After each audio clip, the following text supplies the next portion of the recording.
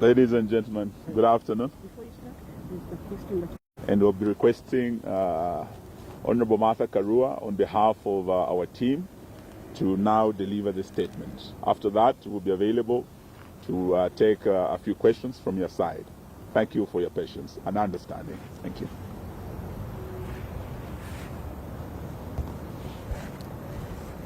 This is a joint statement by the People's Loyal Coalition. There's a problem. Oh, you can't see me. Can we get some staircase? You know, they normally would have something. I'm vertically challenged. Mother is vertically challenged. You know, it's possible. Critical issues confronting the country as the socio-economic crisis worsen. The recruitment of the Kenya Kwanza regime that has clearly lost the trust and confidence of a majority of Kenyan people. So far, the shortlisting process has left out Kenyans with credible qualifications and experience based on our assessment over the 1,400 who applied for positions. And it happened the same way with those who applied for chairperson.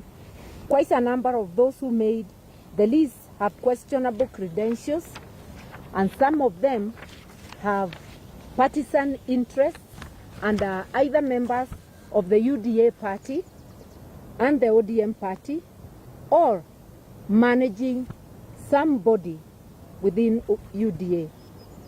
There are serious allegations of integrity and grave inherent conflict of interest. A number of the selected applicants are members of the executive structures of UDA and ODM and have in the last 3 years been beneficiaries of skilled public appointments by William Ruto and some by Mr. Odinga. We wish to point out the case of Joy Medieval. She has been the chairperson of the UDA Internal Dispute Resolution Committee. It is clear that Ms. MS Medieval is not eligible for consideration for appointment as IEBC Commissioner as stipulated in Article 88. 2A, Roman 2 of the Constitution. Given the clear position articulated in our supreme law of the land, why was MS Medieval shortlisted by the IEBC selection panel? This is a clear violation of our Constitution.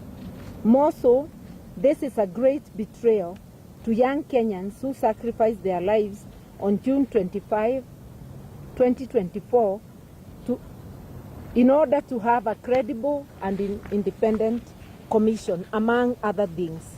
The cry of the Gen Z was transparency and accountability. Given the clear,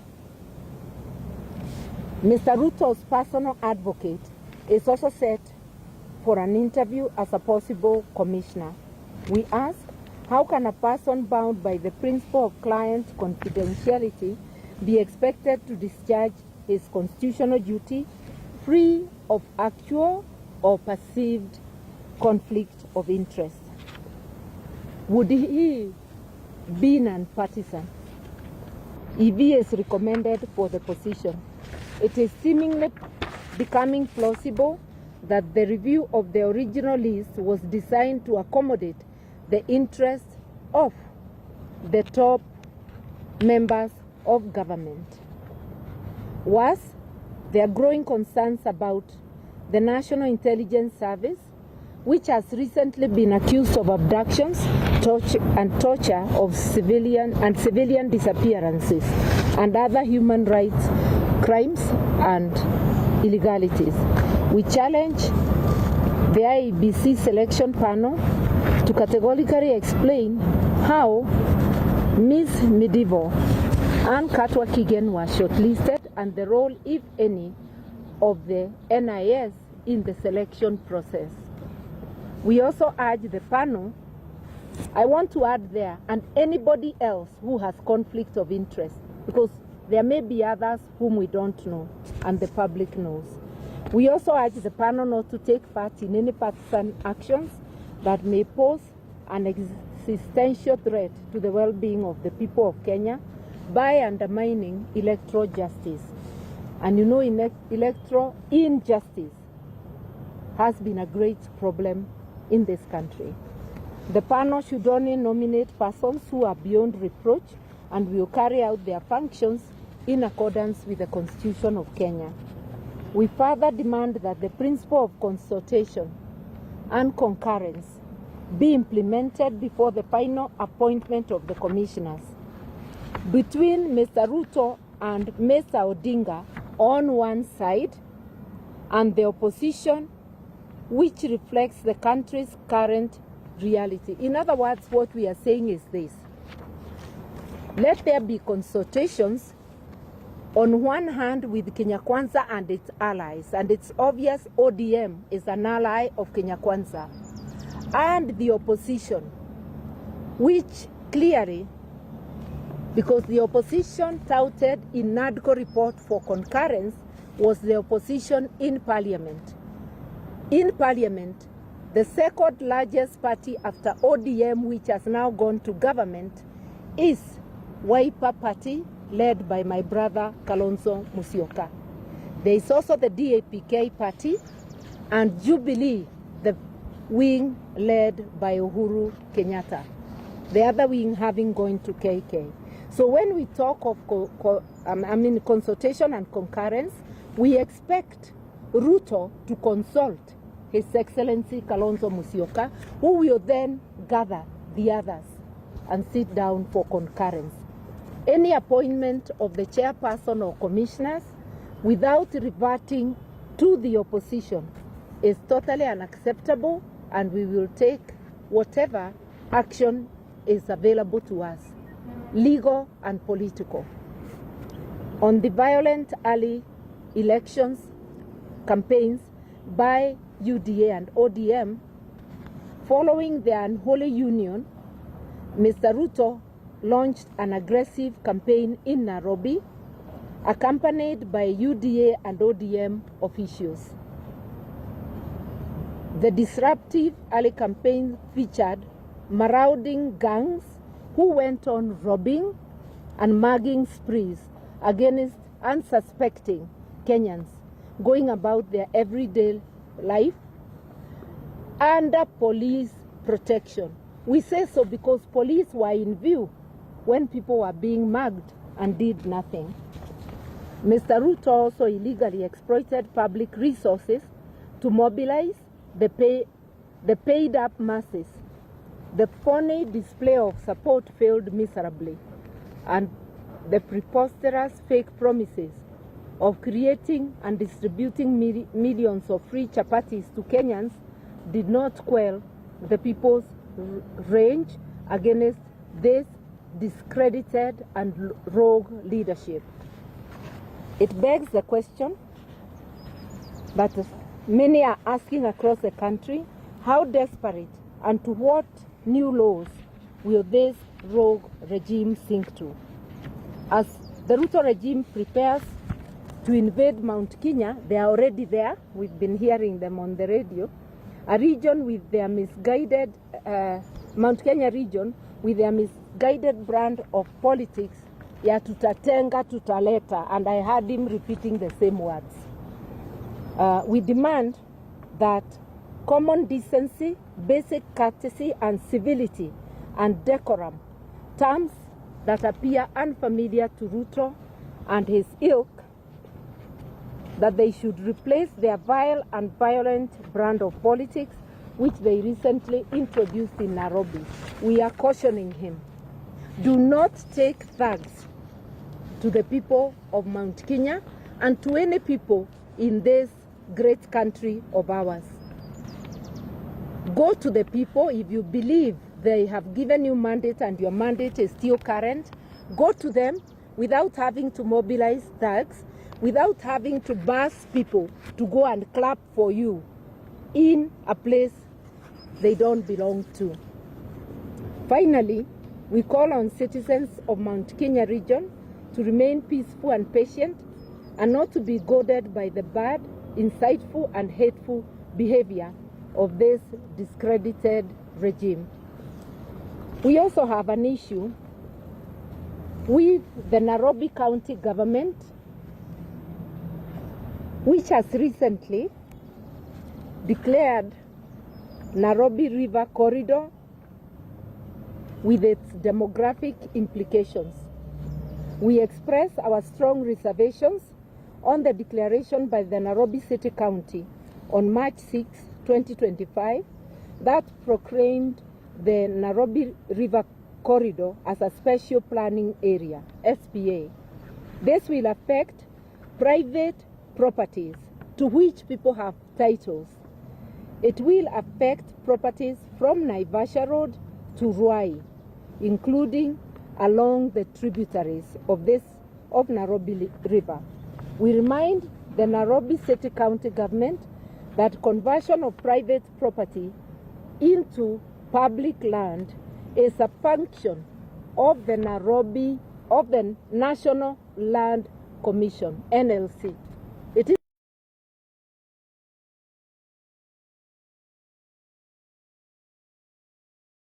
role of the National Land Commission through this illegal and unconstitutional declaration.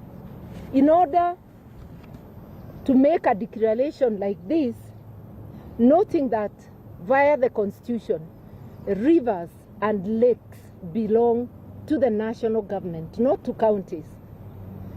Therefore, if there is an idea to create this corridor, it must originate from the national government with a cabinet memo, with the necessary policy documents, and most importantly, there must be public participation and parliamentary approval. We categorically say that this move will change the political and demographic arrangement of Nairobi and must not be taken lightly. The People's Loyal Coalition will defend the interests of the people of Nairobi legally and politically. We thank you. Well done. Pole. Some water for mother. So I think we can take some questions, a few questions you might have. I'll invite, yes, we can take 3, and then I'll invite His Excellency Stephen Kalonzo Musyoka to come and take this. Well, I assume the question is directed at, if it's at mother, we can still go. You can shoot, we can still. She can still answer.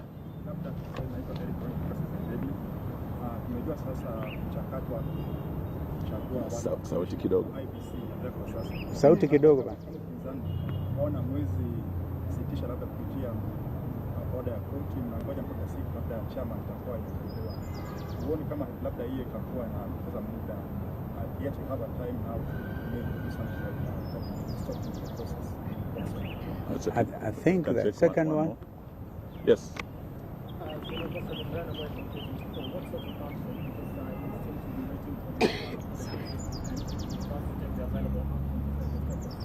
What sort of action does the opposition intend to take upon the people that will be, as if at all they will not be involved in the final appointment? And also, do you believe that the selection panel will actually carry out an independent kind of appointment when it comes to the committee?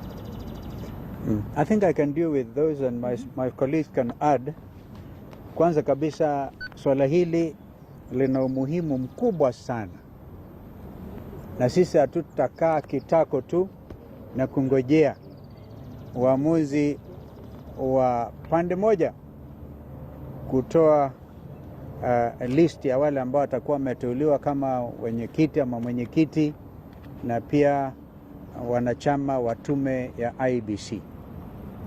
Kama alivyosema dada yangu Martha, tuko tayari kuchukua hatua yoyote ile ambayo tunaonelea ina umuhimu, na hatutakaa tutungojee. Kwa hivyo kwanza, awamu ya kwanza ni kwamba walifanya ma-interview ya wale ambao walikuwa wanataka kuwa wenyekiti. Sasa wanaendelea na kuwa interview wale ambao ni commissioner, members wa tume yenyewe. Tunaangalia kabisa kwa kindani, hatulali. Na mimi mnakumbuka kwamba siku chache tu zilizopita niliandika barua nikamwandikia Mheshimiwa Raila na pia nikampa kopi Mheshimiwa William Ruto. Swala hili ni la sisi zote, haliwezi kuwa swala la upande moja, kwa sababu ukiwa ni upande moja basi Wakenya na dunia nzima itaelewa kwamba hii ni William Ruto Commission, na hiyo hatuwezi kuruhusu. So I hope I've answered your question. We will not just sit by, we are watching. We are watching, and it is good that, kwa mfano,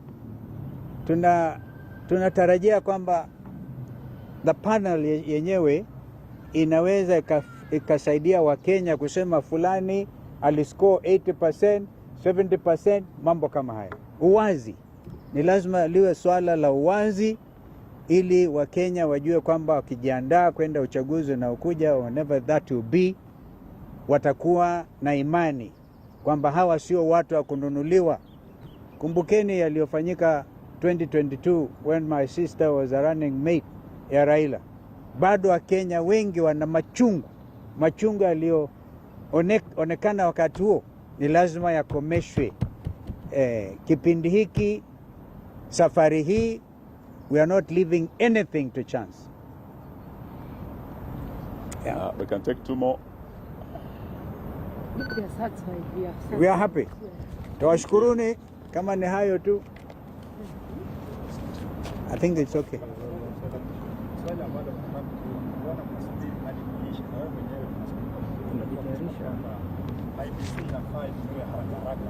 Haraka ina muhimu sana. Haraka ni swala nyeti, my sister can add, lakini tuajiandaa. Ni kuambia tuko tayari kungangana kwa vyovyote vile, politically, legally. Hatuwezi kuachilia hii bwana. Yeah, you can add. Oh, please add.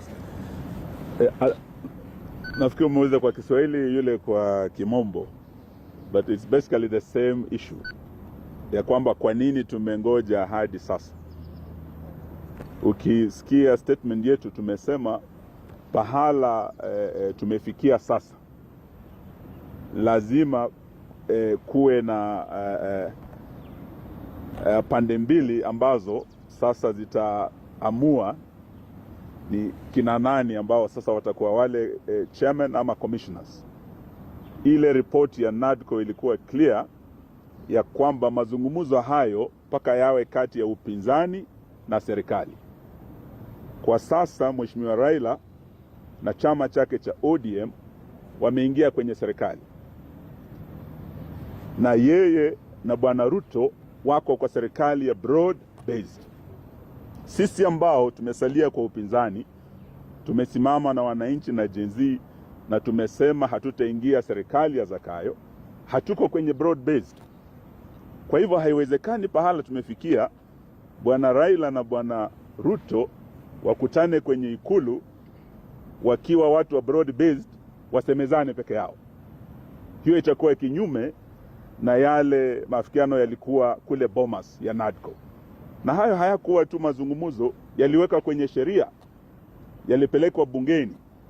Kwa hivyo tuambia Bwana Ruto na Bwana Raila, kama wao walio serikalini sasa broad based watawacha upinzani nje, hatutakubaliana na uteuzi wa mwenyekiti ajaye. Na tuna haki kwenda mahakamani sababu tuliweka ile report kwenye sheria. Na ndio sababu kwa statement yetu tumesema masuala haya sasa tutashughulikia kisiasa na vile vile kisheria. Mawakili wetu wako tayari, wakili wetu Ndegwa Njiro wako hapa na wengine kuelekea mahakamani. Mheshimiwa Kalonzo kama aliyekuwa mwenyekiti wa NADCO ashamwandikia Mheshimiwa Raila barua kumkumbusha. Haya ndio maelewano tulikuwa nayo Bomas. wewe umeingia serikalini, na usituambie ati hauko ndani ya serikali. Watu walikuwa wanasema Mheshimiwa Kalonzo ndio watermelon, yani nje yako green, ndani yako red. Bwana Raila hawezi sema yeye ako kwa upinzani na anasema ako kwa serikali. Sasa Raila ndiye amekuwa watermelon kabisa. Na tumwambie haiwezekani uwe serikalini na uwe kwenye upinzani. It's as simple as that. And if there will be a violation of the principle of consultation and concurrence, which was established in a legal process called NATCO, then we'll be ready to handle the matter both politically and IEBC legally. Act. Thank you. I just wanted to add, there is a question he said, bona tunangojea. Hapana, hatukai kitako.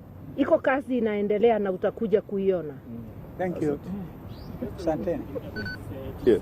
Do you have faith in the selection panel to make an independent decision? I think you have Let that. us see it first. You have to. Well, for now, whether or not we have faith is actually overtaken by events. That's why we are watching.